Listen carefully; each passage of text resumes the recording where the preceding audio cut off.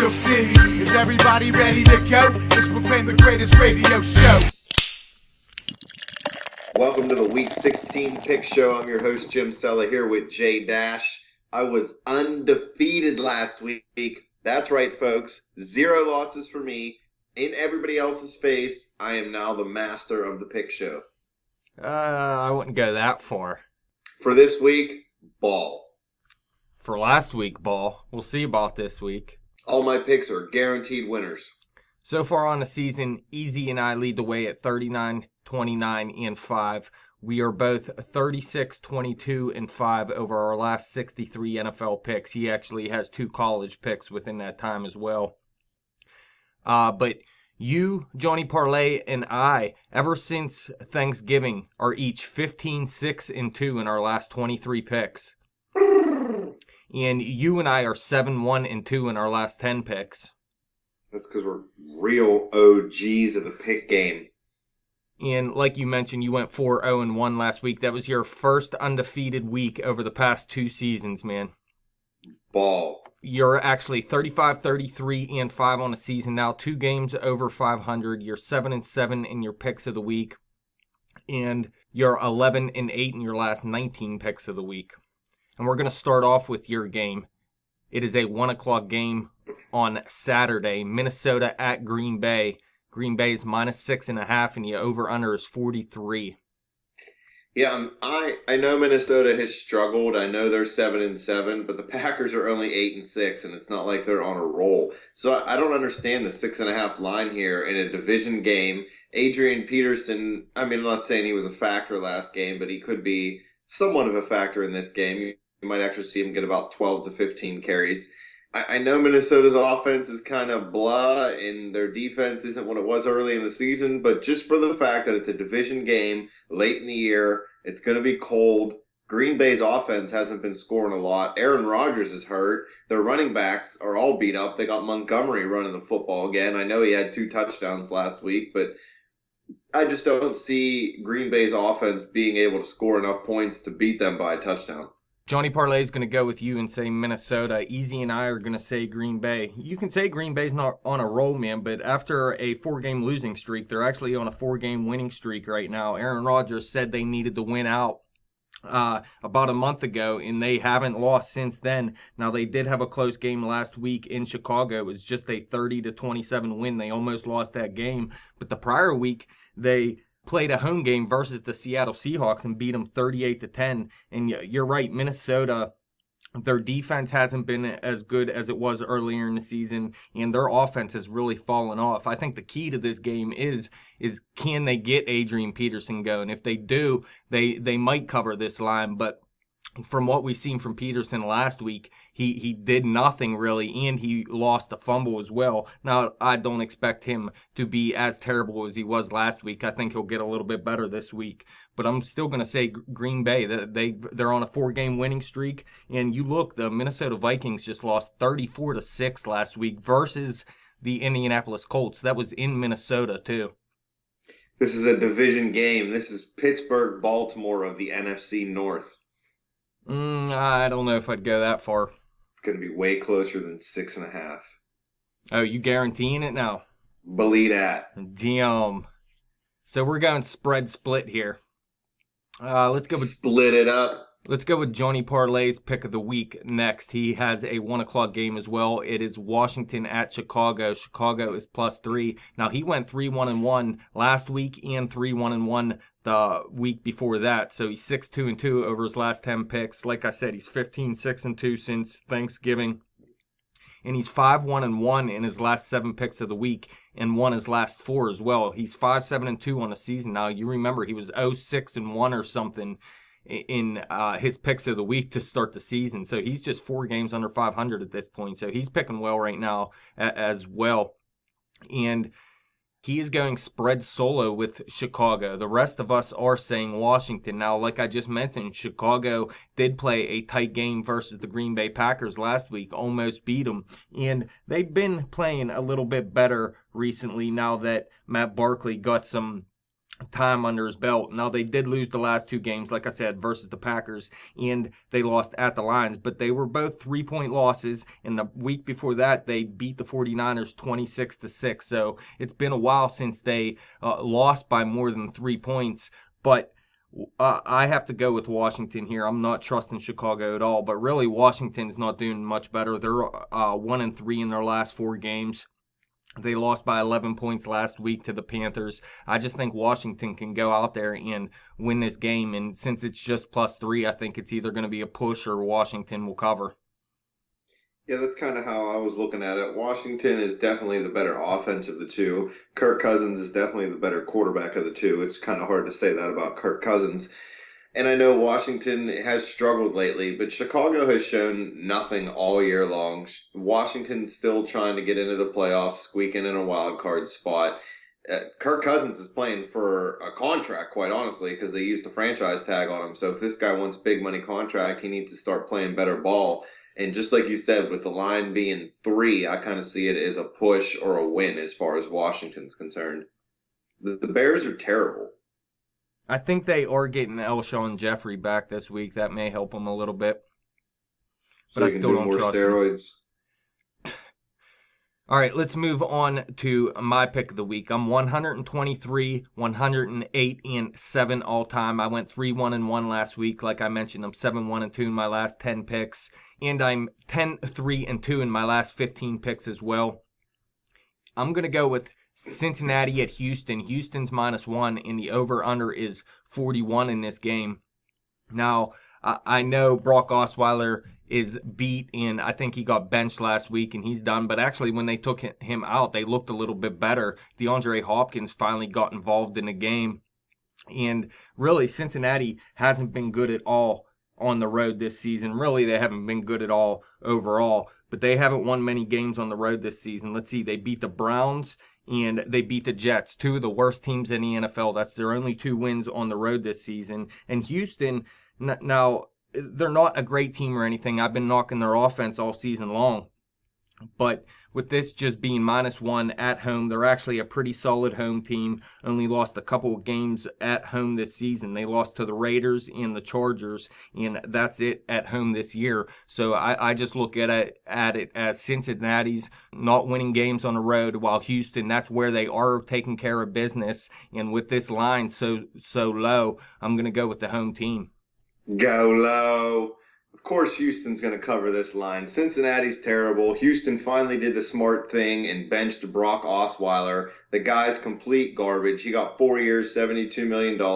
They might as well go wipe their ass with that money and flush it down the toilet because he's terrible. They're going to go with the young guy, Tom Savage from Pitt. He had that offense going, brought him back to beat Jacksonville last week. I like the Houston offense more with Savage there. Nobody really has any tape on this guy. He pretty much has no NFL experience. So as far as short term, do I think he can win them some football games? Yes, especially against a terrible team in Cincinnati. We watched them beat themselves pretty much last week against Pittsburgh, and there were penalties that weren't even called. Both ways, I'm not going to sit here and say just Cincinnati, but there were a bunch of blatant calls that the refs completely missed. Cincinnati's just hot garbage. Burfict's in the concussion protocol now after not being concussed in the game and being allowed to come back in. But then like a day later, he has symptoms and he's in the protocol. Talked to our athletic trainer, Brandon, and he said that's just complete garbage. The athletic training staff should be ashamed of themselves for letting Burfict go back into that football game. So I have no faith in anything Cincinnati does. Block them. Well, Easy's going spread solo with Cincinnati. And if you look on the other side of the ball, too, I think Houston has a much better defense, even without J.J. Watt, than Cincinnati does this season. The fact that it's a home game and the line is so close, this is the one that doesn't make sense to me. But I've been burned by Houston earlier this season, so who knows? Yeah, but that was with Brosweiler. You got Tom Savage in there, the macho man. Oh, yeah.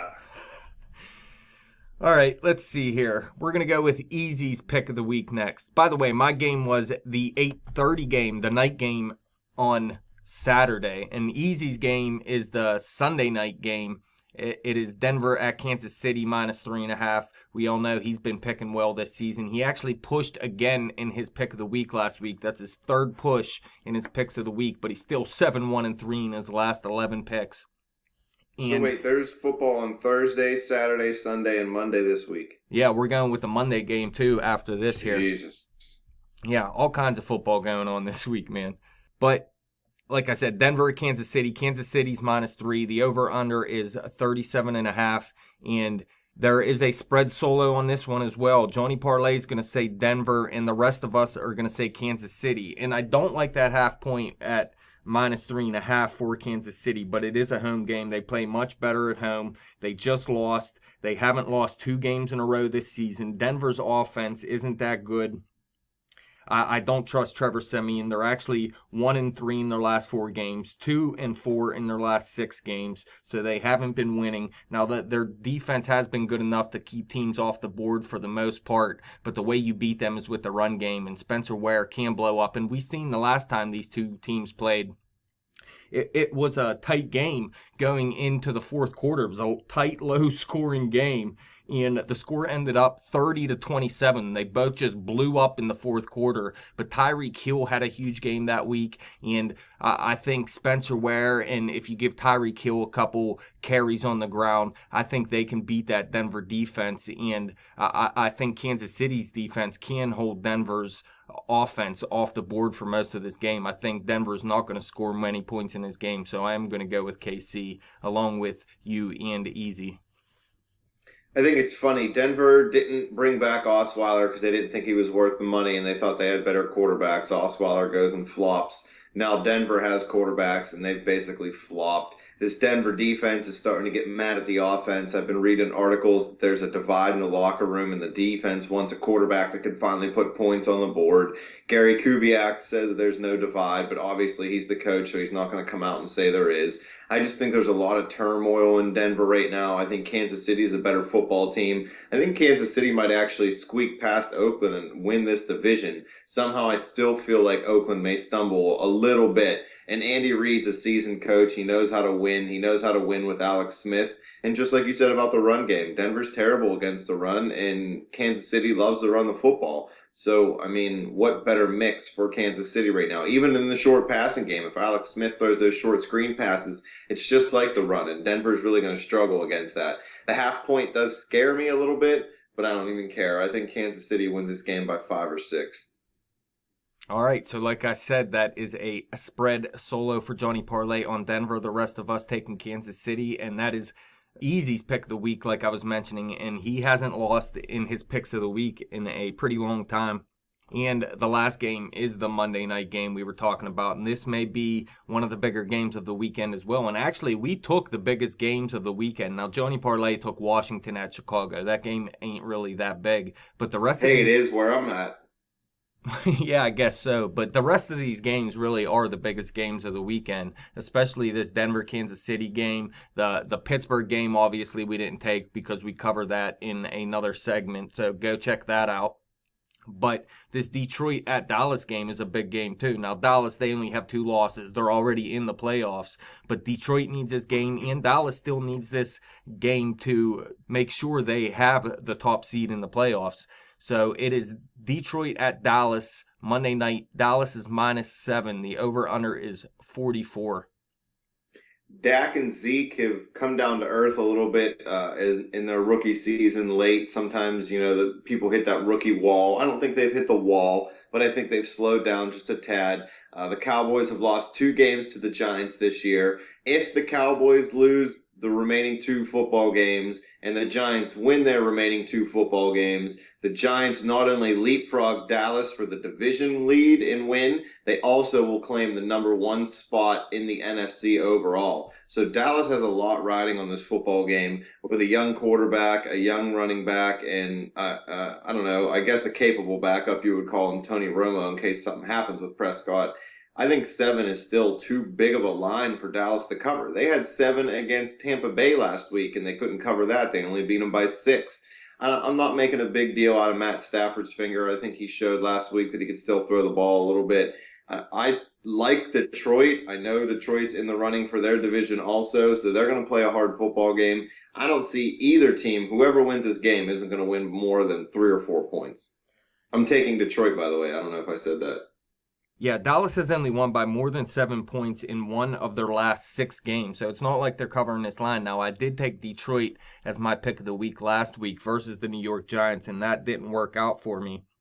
But they still did what I said they were going to do, is hold a team under 20 points. They've been holding teams under 20 points for a couple months now, actually, and that's exactly what they did. But that offense went out there and didn't do anything, scored just 6 points against the New York Giants. Now, I don't expect that to repeat. That's really the first time they did that all season long, really. So Stafford has had a pretty good season. I don't see him having as bad of a game as he did last week. He'll bounce back. And I think this will be a close game. I still think Dallas is going to win the game, but I think Detroit will keep it close like they have been doing all season. And really, they're still 8-2 in their last 10 games. So they're still at the top of their division, and they really need this game to make sure they can win this division still. I think this division is still open at this point. So I think Detroit's going to go out there and play a hard game and keep this game close, but Dallas will win in the end. But like I was saying, if Dallas is going to cover this -7, they're going to have to hold Detroit probably under 13 points in this game. I said the same thing last week, and that's exactly what the New York Giants did. I think I said 14 points, and they did. They held them to 6, but I don't see that happening 2 times in a row. So I'm going to say Detroit covers this line. Believe it. And we are going spread split. You and I are saying Detroit, and Johnny Parlay and Easy are saying Dallas. Easy loves him some Dallas.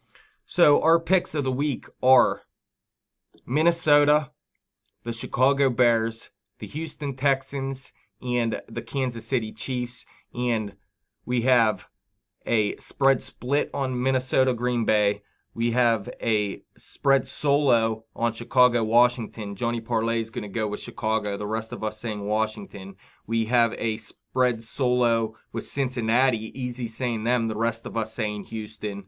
And there's a spread solo on Denver as well. Johnny Parlay saying Denver. The rest of us saying KC. Then the spread split with Detroit and Dallas. I'm not taking anything Johnny Parlay says lightly because that dude's on a roll recently. Yeah. Like I said, just like you, 15-6-2 over the last 23 picks. I am as well. Easy has fallen off a little bit over the past few weeks, but he's still over 500, fallen off for what he was doing. He's still picking very well. But I caught him last week, and there's still an outside shot. You can catch him as well if you have a good week and he has a bad week. Let's see how many picks you have different. 1, 2, 3 different picks. So there's a chance. So you're saying there's a chance. Hey, what's with all that 1 in a million talk? Anything else for the fans? No, man, that's it. This is a short segment this week. Merry Christmas. We gave you a short segment, less of the spread. I'm sure everybody will be happy. Follow us on Twitter at bet_the_spread. Follow me on Twitter at betjimthewin. Check out the Facebook page, facebook.com/betthespread. As always, click subscribe, come to YouTube. Give your friends the spread for Christmas. It's the best gift a kid could get.